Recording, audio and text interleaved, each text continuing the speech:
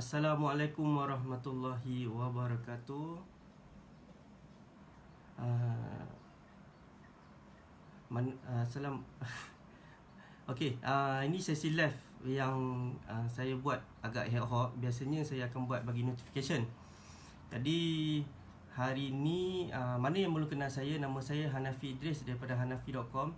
Kepakaran saya adalah untuk membantu khususnya anda di luar sana untuk membantu untuk merancang dengan aset ataupun instrumen yang ada seperti WhatsApp, IBA dan pencarian ni bagi mengelakkan masalah timbul selepas kematian kita. 3 orang tengah live ni, saya ucapkan terima kasih sebab tengok. Kalau boleh komen, nak tahu juga siapa dia. Okey, hari ni saya mana yang tengok live ni mungkin boleh share supaya orang lain pun dapat manfaat. Hari ni saya buat live tanpa guna slide, sebab saya rasa pun lelah mungkin nak bagi nampak muka kot. Mungkin yang tengok ni boleh komen. Saya nak tahu juga nama siapa. Okey, tanpa membuang masa, saya teruskan kepada saya punya perkongsian. Ini saya nak kongsi 5 perkara, 5 persediaan isteri jika suami meninggal dunia. Tapi tak semestinya isteri, andai kata yang tengok ni suami pun nak kena buat persediaan. Isteri pun, kalau kata isteri, maksudnya siapa-siapa yang nak meninggal ni sebenarnya perlu buat persediaan. Aisyah Rahman, Waalaikumsalam, terima kasih sebab tengok. Okey, saya nak kongsi ni 5 perkara ni. Yang pertama, andai katalah kita yang nak mati ni pasti sebenarnya. Jadi kalau kita meninggal, kita perlu tahu, kita nak memudahkan, yang penting kita nak memudahkan waris. Pertama yang kita perlu tahu, siapa waris faraid kita sebenarnya. Sebab ini penting. Sebab pertama kalinya orang kata, kalau kata kita nak mula merancang, kita perlu tahu waris faraid kita siapa. Paling basic sekali, kalau mudahnya kita boleh, kalau macam yang mudahnya mak ayah kita, pasangan dan anak-anak. Ini yang paling mudah. Maksudnya jika mak ayah, lepas tu pasangan dan anak-anak ni, dia macam ni. Kalau kata bila tak ada anak lelaki dan bila ayah dah meninggal awal, baru dia akan pergi kepada waris faraid yang lain. Tapi nak mudahnya itu dulu. Maksudnya mak ayah kita, pasangan dan anak-anak. Tapi kalau mana yang jumpa saya ataupun bertanya nak buat wasiat atau ibah, biasanya soalan ni saya akan tanya dulu. Kenapa bila saya tahu waris faraid itu, baru mudah saya nak plankan untuk anda. Sebab ramai orang mungkin pengetahuan tu kurang, dan banyak dekat luar ni banyaknya bercerita tentang hibah. Bila tanya je asalnya mesti hibah. Dia tak semestinya hibah. Orang kata untuk merancang ni kadang-kadang memadai hanya wasiat pun dah cukup. Macam untuk diri saya sendiri, sebab saya ada anak lelaki. Jadi saya fikir mungkin wasiat pun dah cukup dah. Sebab harta tu pun dia tak akan keluar pergi dekat luar daripada keluarga. Maksudnya adik-beradik saya ke siapa ke. Sebab tu kadang-kadang mungkin saya fikir wasiat pun dah cukup dah. Melainkan saya memang hanya fokus aset-aset tertentu nak bagi kepada individu tertentu, baru saya highlightkan hibah tu. Tu untuk diri saya lah. Jadi tu yang pertama. Sebab tu pentingnya waris faraid ni. Kalau tak tahu pun boleh tanya sebenarnya. Kalau tak semestinya tanya saya. Banyak orang dekat perunding kat luar ni pun, untuk basic pengetahuan waris faraid ini saya rasa boleh belajar. Kalau tak pun boleh tanyalah. Itu yang pertama. Bila kita nak buat persediaan, itu pertama kita perlu tahu. Sebab bila kita tahu tu, nak mudah untuk merancang harta. Okey, itu yang pertama. Yang kedua, kita mesti tahu juga harta tu adakah betul-betul milik kita ataupun tak. Maksudnya macam ni. Sebagai contoh, ada di antara kita dia beli, kadang-kadang dia guna nama orang ataupun dia guna nama isteri. Loan dia bayar, loan atas nama isteri tapi dia yang bayar. Ataupun orang guna nama kita. Itu pun sebenarnya perlu tahu, perlu jelas. Andai kata tiba-tiba, at least kena tahu kenapa. Andai katalah, contohlah kita langsung tak buat wasiat, tak buat apa. Andai kata meninggal tiba-tiba, orang claim harta ni harta dia. Sebab dah pernah berlaku, harta ni atas nama orang lain. Bila meninggalnya atas nama ni, jadi harta dia. Padahal yang bayar bulan-bulan ni orang lain. Jadi sebab tu pentingnya juga untuk kita tahu harta ni siapa punya, pemilikan ni lah. Biasa orang beli rumah macam tu, kereta pun ada. Jadi tu nombor 2, harta yang kita perlu tahu, pemilikan tu. Nombor 3, perlu jelas juga harta pusaka dan harta yang bukan pusaka. Sebab apa? Sebab bila kita nak merancang ini, bila kita tahu, dia memudahkan lah. Andai katalah meninggalnya pasangan kita, kita pun jelas mana yang masuk dalam harta pusaka, mana yang bukan. Okey, sebagai contoh bagi harta yang bukan pusaka, seperti harta yang telah dihibahkan, harta yang dipinjamkan kepada kita, pencen, GCR, perkeso, apa semua ni, perlu tahu juga. Sebab apa? Ni pun akan memudahkan juga urusan kemudian hari. Bagi siapa yang tak ada wasiat, perlu benda-benda ni perlu tahulah. Kalau kata dah ada dalam wasiat, biasanya kalau macam jumpa saya akan tanya habis-habis mana yang dia boleh maklum bagi tahu, dia bagi tahu. Tu yang ketiga.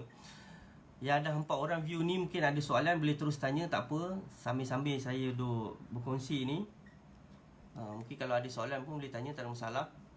Dan boleh share juga live ni supaya orang lain pun dapat manfaat.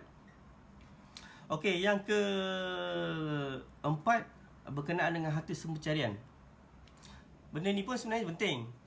Sebab kalau kita tengok flow harta sempencarian ni, sebenarnya jika ada tuntutan, dia diutamakan dulu. Dia diutamakan dulu daripada pembagian faraid tu. Sama, maksudnya kalau saya cakap bahasa mudah ni, dia macam hibah lah. Kalau harta yang dah dihibahkan, dia tak masuk dalam pembagian pusaka. Sama juga harta yang dah dibuat deklarasi harta sempencarian ni, dia dah terkeluar. Cuma bagi yang kata meninggal langsung tak buat apa-apa, proses harta sempencarian ni perlu dituntut. Sebab dia okey, insurans kematian dikira. Okey, dia yang ni, okey, saya jawab soalan ni lah. Insurans kematian dikira harta pusaka atau wajib faraid. Dia macam ni. Dalam, kalau saya ambil takaful lah. Kalau dalam takaful, dia ada 2. Satu, kalau kita letak penama tu sebagai penama saja, dia akan jatuh pada faraid. Sebab apa? Penama tu tugas dia sebagai pentadbir saja. Tapi selain pada penama tu, dia ada satu clause lagi, dia letak penerima hibah. Kalau kata penerima hibah tu, maksudnya tak perlu faraid lah. Dia ada 2. Itu yang dalam biasanya yang dalam takaful. Ada juga yang maklumat terkini saya dapat, insurans CIDB. Saya baca dekat situ yang prospek tunjuk kat saya penerima hibah. Tapi kalau dah kata penerima hibah tu, tak perlu diagihkan secara faraid lah. Saya harap menjawab soalan tu. Okay, saya sambung balik tadi.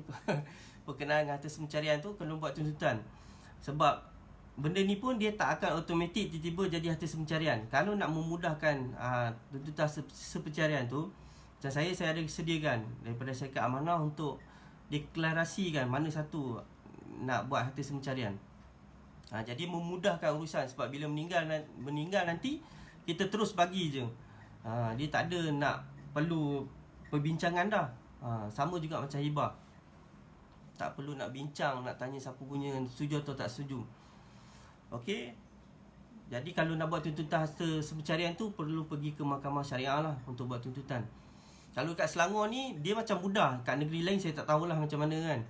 Sebab setengah negeri perlu latih lawyer. Macam kat Selangor ni, kalau untuk perbincangan awal ni, sebenarnya tak perlu lawyer lagi, melainkan ada pertikaian yang rumit-rumit tu lah. Dan nombor 5, kita perlu tahu juga tentang penamaan. Sebab sini kita perlu jelas sebenarnya, penamaan ni sebenarnya tugas dia hanya untuk mentadbir je, bukan untuk sebagai penerima. Contoh di dalam yang penamaan atau penama KWSP, biasa yang famousnya KWSP lah. KWSP apa lagi yang boleh dinamakan? Apa segala yang dinamakan tu sebenarnya sebagai pentadbir je. Okey, saya ingat kalau ada soalan, saya sebenarnya lebih prefer pada soalan, baru saya boleh cerita banyak-banyak. Kadang-kadang nak cerita ni sebab ialah kadang-kadang okey, sampai Okay, mungkin mana yang tengok ni boleh share live ni supaya orang lain pun dapat manfaat. Saya recap balik 5 perkara tu. 5 perkara persediaan lah jika suami meninggal, ataupun andai kata kita tahu kita mati ni, semua orang akan mati. Buat persediaan awal. Macam saya sendiri pun, saya ada buat wasiat. Jadi dekat situ saya dah plan lah macam mana nak agihkan harta untuk siapa nak jaga anak saya jika saya meninggal dunia, dan isteri pun meninggal juga, macam mana. Okey, saya recap balik. Pertama, kita perlu tahu siapa waris faraid kita. Yang ni yang paling basic sekali. Sebab apa? Bila kita tahu kita punya waris faraid ni, ia akan memudahkan kita untuk merancang sama ada kita nak bagi dekat siapa ataupun nak agih macam mana. Sebab apa? Sebab faraid ini dia bahagian pembagian. Pembahagian kepada siapa kita nak bagi. Walau bagaimanapun, sebelum saya terlupa ni, walaupun kita duk sibuk tentang pembahagian nak bagi kat siapa, kita perlu ingat bahawa yang harta yang kita ada ni, dia tak akan diuruskan jika tak ada orang nak urus. Itu paling basic lah. Sebab tu paling tidak pun sebenarnya, kalau kita cerita hibah dengan harta semencarian ni, dia dah kira bahagian pembahagian, bahagian nombor 2. Bahagian nombor 1 ni kadang-kadang orang selalu lupa, iaitu bahagian pentadbiran. Siapa yang nak urus? Dan banyak juga soalan orang duk tanya kat saya, macam mana kan. Jadi jika bagus ni, saya suka kalau ada soalan. Jika meninggal, segala duit dalam akaun perlu dibukukan sehingga proses faraid di mahkamah. Dia macam ni, seeloknya, okey, dia atas kita lah. Kalau kita tahu, dia macam ni. Okey, saya nak jawab ni macam mana. Okey, saya jawab macam ni dulu. Yang pertama, bank dia tak akan tahu duit tu selagi kita tak maklum dekat bank. Maksudnya selagi, contohlah kita ni isteri, anda ni isteri, anda tahu nombor akaun PIN suami, anda boleh buat keluar. Contoh maksimum RM5,000. Biasanya bank akan call, bank akan tanya, bank akan message, kenapa maksimum transaksi 3 hari berturut-turut ni. Tapi kalau dah ada transaksi yang macam ni, biasanya bank akan block. Tu yang pertama. Lepas tu bila dah block tu, dia memang minta surat kuasa daripada mahkamah lah. Sebab tu perlu. Kalau kata beku tu, sebenarnya dia tak akan buku automatik. Bila kata, kalau kita daftar kat JPN pun, CJ mati pun, dia tak akan block. Sebab JPN dia tak link dengan bank. Jadi dia link hanya dengan JPJ je. Sebab tu kalau kita nak pergi renew kereta 3 tahun, tak boleh. Kalau bank macam tu. Jelas tak? Kalau boleh buat keluar tu pun, contohlah dah tahu nombor PIN boleh buat keluar. Jadi kita pun takut yang kita ambil tu ada harta orang lain, macam hak-hak orang lain, mungkin mak ayah kita, mak ayah arwah, ada bagi anak-anak. Walaupun anak-anak kita kena hati-hatilah. Sebab tu sekarang kita takut kita ambil, kita ambil bahagian orang lain, sehingga kita menafikan hak orang lain. Pernah berlaku macam ni. Memang seelok-eloknya, sebab tu nak memudahkan, setidak-tidaknya kena ada wasiat untuk simpanan untuk faraid tak. Sebab tu dia macam ni, seeloknya itulah, sebaik-baiknya biar urusan pembahagian tu selesai. Sampai dah dapat kiraan, dah bahagian masing-masing apa semua ni, maksudnya dah dapat bahagian masing-masing tu, nak baru ambil lah. Kita takut kita ambil bahagian orang lain. Walaupun kita takut macam ni, kita takut kita termakan harta haram. Kita takut macam tu lah sebenarnya. Tapi kalau ada keperluan dan ada perbincangan ahli keluarga, tak apalah. Maksudnya bila ada perbincangan, masing-masing dah reda lah, ni nak guna macam mana. Sebab tu sangat-sangat digalakkan, paling tidak pun bagi nak memudahkan urusan ni semua, sangat digalakkan ada paling tidak pun wasiat. Bila meninggal, wasi yang akan uruskan semua. Kalau kata takut duit cash tak ada, digalakkan juga ambil lah takaful.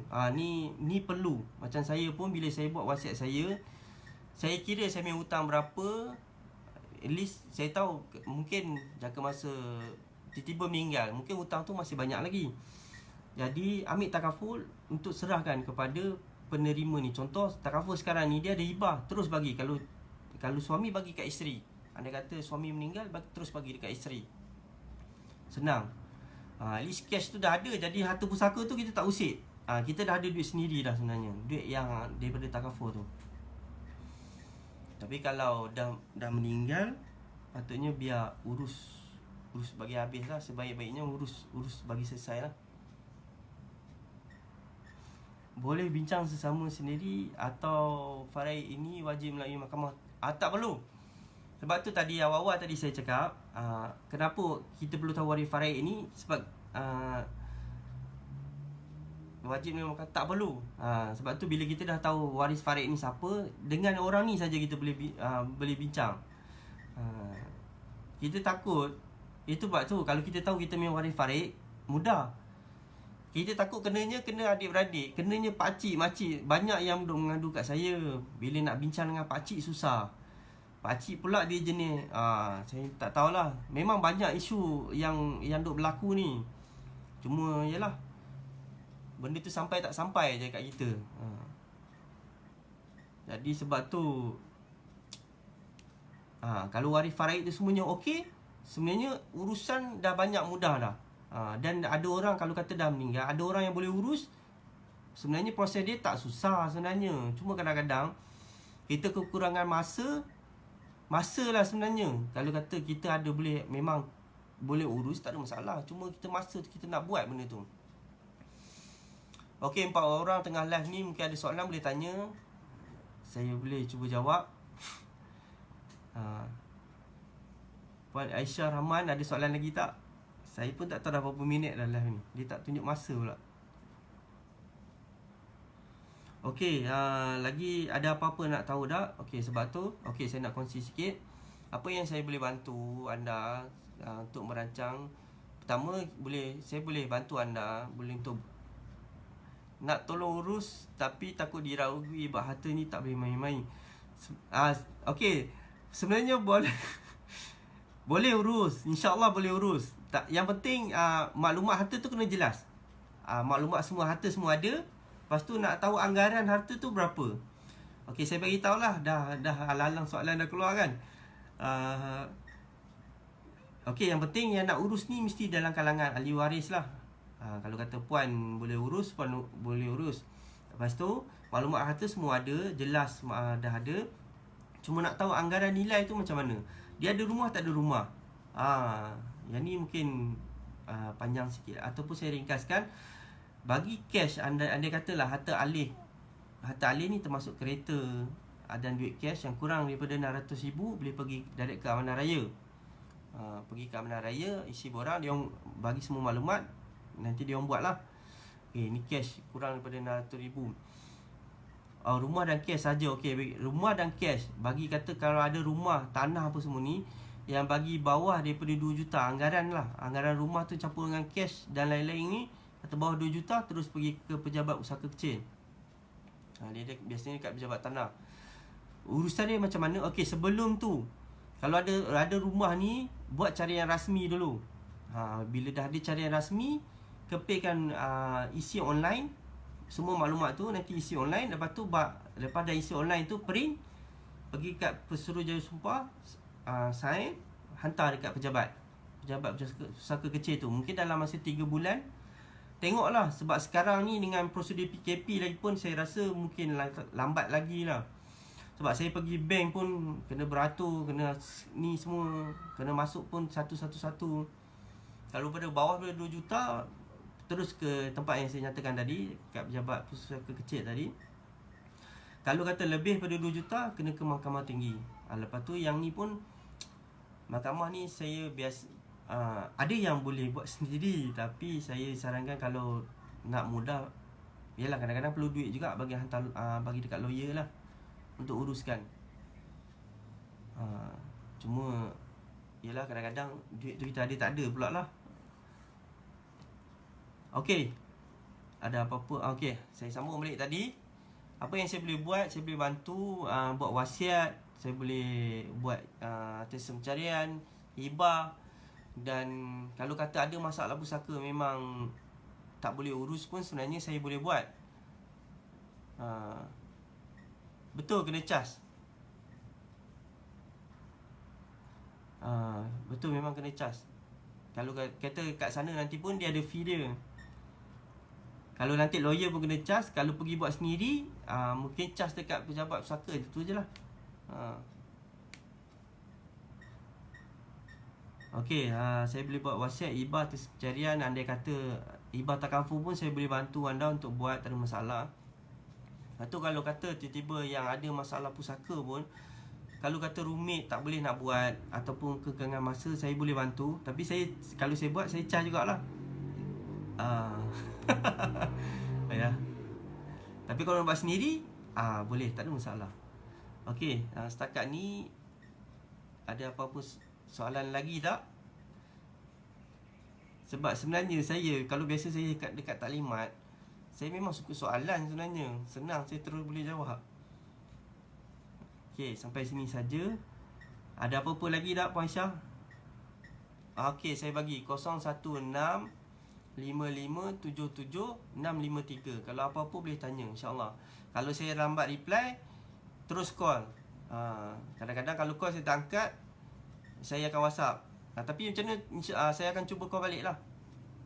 Eli maklum lah macam mana. Jadi apa-apa pun kesimpulan daripada apa yang saya beritahu ni, sebenarnya elok merancang. Maksudnya kita buat sesuatu lah dengan harta kita ni, dengan wasiat, hibah ataupun apa instrumen yang ada. Supaya apa? Supaya kita nak memudahkan waris bila kita meninggal. Kita tak nak. Banyak yang duk mesej saya. Contoh yang saya ingat, suami kahwin 2-3. Lepas tu bila suami ayah dah meninggal, maksudnya suami ni meninggal, ada masalah pula dengan mak nombor 2 dengan anak-anak. Aset tu mulalah ada isu. Selagi itu mak isteri nombor 2 duk tuntut. Jadi memanglah sebab dia ada hak, dia memang layak tuntut, tapi duk bergaduh. Lepas tu ada juga yang dah bertahun-tahun dah harta tak diuruskan. Lepas tu bila dah tukar nama kepada waris yang satu lagi ni, yang waris Farid ni, yang lain semua tak nak ambil tahu. Bila dah tak ambil tahu, bila pula tiba-tiba waris yang dah tukar nama pada waris ni, dah tukar nama dia pula meninggal, barulah yang waris Farid yang lain ni, yang asalnya tak nak ambil tahu ni, mula dah nak berebut balik. Jadi nampak tak masalah? Sebenarnya masalah. Dan saya juga pernah yang masa saya jumpa pun ada yang dah 10 tahun tak urus. Ayah meninggal, lepas tu mak pula meninggal, pun masih tak buat apa-apa. Jadi kita nak elakkan benda macam tu lah. Walaupun kita ada harta, tapi dia jadi tak ada manfaat untuk waris-waris kita. Jadi tak guna juga. Sebenarnya kita buat perancangan harta ni, kita sebenarnya nakkan apa yang kita buat ni mudah-mudahan dia jadi manfaat untuk kita akan datang. Bila waris dapat guna, dapat apa semua, adalah pahala untuk bahagian kita. Sikit ke banyak, itu terpulang. Yang penting kita buat bagi memudahkan waris. Macam saya sendiri, bapak saya meninggal baru ni pun ada. Yelah, bila dah jauh ni, dia jadi, walaupun tahu nak urus, tak adalah expert sangat, tapi tahu nak urus tu macam mana, flow dia tahu apa semua kan. Tapi bila jadi duduk jauh ni, macam ni lah saya nak, mungkin saya plan nak balik dalam minggu ni untuk uruskan harta pusaka arwah ayah saya. Tengok dia jadi macam tu lah, jadi susah. Satu dokumen hibah berapa tuan? Dia macam ni. Okey, saya bagi tahu lah. Dia bila kita buat hibah ni, memang kena buat sekali dengan wasiat kan, sebab saya wakil daripada syarikat amanah As-Salihin Trustee. Jadi anggaran dia dalam 3,000. Tapi harta yang nak buat tu pertama saya beritahu lah, harta tanah ni mesti harta tanah yang dah habis hutang. Itu untuk harta rumah. Ada juga hibah yang lain kita boleh buat, seperti yang saya ingat, duit cash ataupun ASB kita boleh buat. Apa lagi, dan ada beberapa harta yang kita boleh buat lah untuk buat hibah ni. Dan sekarang ni pun saya tengah proses, ada 2 yang buat wasiat hibah ni, tengah finalkan. Ada orang call lah tadi. Itulah live pakai telefon ni, tak apa. Okey, anggaran lebih kurang macam tu lah. Anggaran dia dalam 3,000. Okey, draft kalau nak, dia dah telefon lagi dah. Okey, ada apa-apa soalan lagi tak? Okey, saya harap perkongsian saya ni ada manfaat lah. Walaupun mungkin tak banyak, daripada mungkin 100% dapat 20% pun lebih baik daripada tak ada langsung. Jadi kalau tak ada, mungkin saya nak tangguhkan kita punya majlis ni dululah. Okey, saya assume okey. Okey, nanti PNTP. Okey, jadi sampai sini saja. Kalau saya harap boleh kongsikan live ni pada orang ramai supaya orang ni pun dapat manfaat. Dan sebenarnya masalah pusaka ni sebenarnya dah makin kritikal. Makin lama makin banyak sebenarnya isu dia. Sebab apa, kalau kita tengok ni final lah ni. Lepas ni saya nak off. Sebab orang dah telefon saya 2 kali dah. Sebab apa, kalau kita tengok harta buku ni makin lama makin banyak. Dia tak kurang. Dan hampir 70 bilion, 90% tu, 99% adalah orang Islam punya. Tuan-tuan bayanglah, tuan-tuan bayanglah 70 bilion. Kita tak nak lah. Nak ke kita pun menyumbang kepada situ? Kita harap kita tak lah, dengan kita buat perancangan awal. Jadi sampai sini saja. InsyaAllah nanti saya live lagi. Saya minta maaf sebab saya live memang tak ikut. Saya tak bagi tahu masa. Nanti saya cuba buat, sebab ni live ad hoc lah orang kata kan. Tiba-tiba je kan, tiba-tiba nak bercakap kan. Okey, sampai sini saja. Nanti kita jumpa lagi. Terima kasih sebab tengok, dan terima kasih sebab yang bertanya, supaya orang lain pun dapat manfaat daripada soalan-soalan Puan Aisyah Rahman ni. Ya, supaya yalah, kadang-kadang orang lain nak tanya pun mungkin dia tak tahu nak tanya apa. Okey, sampai sini saja. Saya tangguhkan kita punya majlis yang ringkas ni dengan tasbih kifarah dan surah Wa'as. Assalamualaikum warahmatullahi wabarakatuh. Terima kasih.